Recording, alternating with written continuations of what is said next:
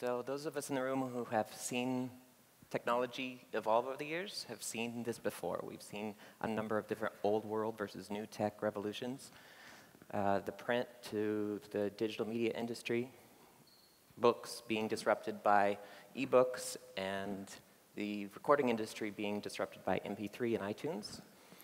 Hollywood being disrupted by BitTorrent, and now we're seeing paper cash being disrupted by digital currencies. It's going to be awesome. I don't have to tell this room, I'm preaching to the choir. But all the work that we're doing doesn't matter unless people are using it. Mark Andreessen is fond of talking about how this feels to him like the internet did in 1994 when he was creating Netscape. There's a bunch of crazy people in the space. There's a bunch of weirdos. There's a bunch of illegal activity being done with it. There's, as a result, all kinds of calls for regulation and to clamp it down. And it was very hard for the normal person to use. If we fast forward that trend, what we saw later on was AOL and Yahoo come along with a product that was approachable and easy to use for the normal person. So that's what we're trying to do here with ChangeTip. Let's drive the mass consumer adoption of digital currencies and focus on its utility rather than the price. So how does ChangeTip work? Here it looks like Dan sent a beer to Barack Obama over Twitter.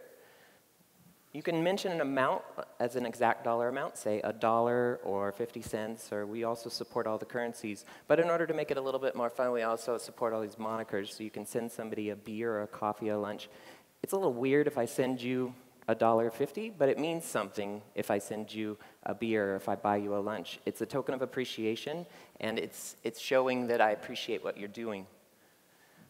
When that tweet goes out, we see it because ChangeTip was mentioned, and then we respond back with a link for you to collect. That URL works just for you. You click on it, and then you'll log in with Twitter or Facebook or whatever network it happened to go out over, and that's how we know it was you clicking on that link instead of somebody else. That's a one-time step. Once it's hooked up, then you can transfer value around over all of these social media and user-generated content sites. We're supported on a bunch of sites. What's more interesting thing about it than which ones is actually how we go about deciding which ones we're going to do. There's a little bit of work for integration required with each one of these. And the spreadsheet that we use to keep track of it is actually the interesting part. So in addition to user impact, obviously, so the sites that have the largest audience, we're also thinking a lot about the value of the content that's being created on these sites. Twitter is probably at the bottom of that list as far as the value, and then think about, say, GitHub or YouTube being at the top of that list. Measuring this by the number of hours that these content creators have put into creating the content that's on these sites, we think that not only, once there's a mechanism for value to be exchanged on these sites in a low-friction way, we'll actually see higher quality content. Another way to do this that doesn't require any integration is to be able to send a one-time tip URL. You can go to changetip.com and say how much you want to send somebody, whether that be $5, $10, a beer, or a coffee. We'll respond back with a one-time tip URL. Think of it as a short URL that that person can click on and then get whatever value we were sending them. It's important to note that this person didn't have to think about what a private key is or what a public key is or what a QR code is. They just got money over the internet. Once this URL is clicked on, it's a one-time URL, so no one else can use it after that. This can be sent over any number of different channels, from email to SMS, any place where you can send a private message. Beyond a private message, actually, we've seen some article writers putting these one-time tip URLs into their content as kind of a treasure hunt because they know that the first person that clicks on it is going to get that. We've seen a bunch of different fun contests on Reddit where people are creating puzzles for these one-time tip URLs. It's actually been fun to see. Excited to talk about this today. We actually now have tipping on Facebook. It's been asked for quite a while. It's been a big challenge for us because Facebook is a semi-private network, and all of those aggressive app developers have put a lot of restrictions on the policies that Facebook allows for data to be seen, but we've come up with a solution. If you go to changetip.com, you can actually now send Bitcoin to your friends on Facebook. What this is great is, when I did a survey of all of our power tippers and started to talk to them about why they like ChangeTip, the number one answer over and over again is that it's the easiest on-ramp to Bitcoin. So they love using ChangeTip as a way to show their friends and bring new people into Bitcoin. Now you can do it on Facebook. So why are we doing tipping? It's a great social viral growth hack to get a lot of users. Since we're driving the mass consumer adoption of Bitcoin, we need a product that's inherently viral. All of these transactions are public, so everybody that sees me send someone a beer over Facebook, a certain percentage of those people will look at it and go, oh, that was neat. That person got free money on the internet. I want to go now learn more about Bitcoin. I want to go learn more about ChangeTip. So we're growing rapidly with this inherent mechanism for viral growth and driving the mass consumer adoption of Bitcoin. It's also a lot of fun. We need some better use cases for Bitcoin rather than the ones that are often talked about in the media. This is a great way to transfer value in a low-friction way.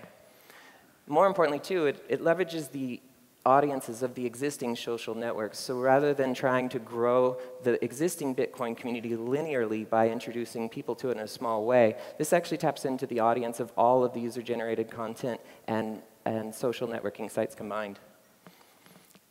So micropayments have been talked about since at least the late 90s.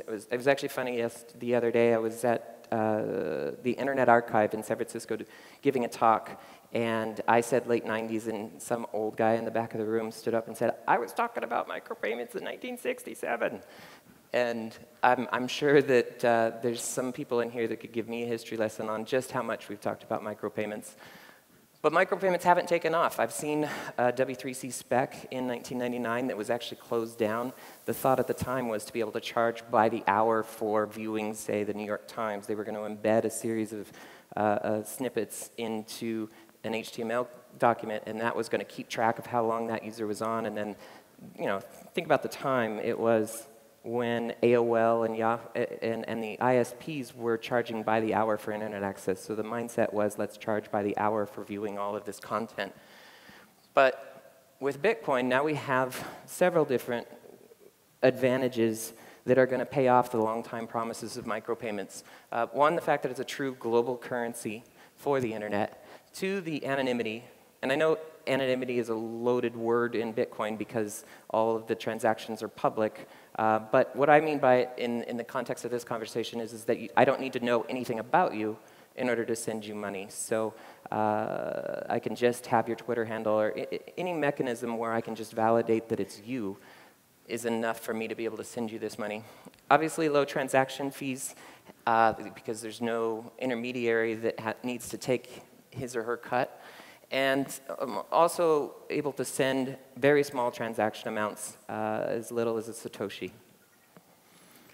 What we're going to see when we reduce friction around payments to such a low level is a new set of human behaviors created.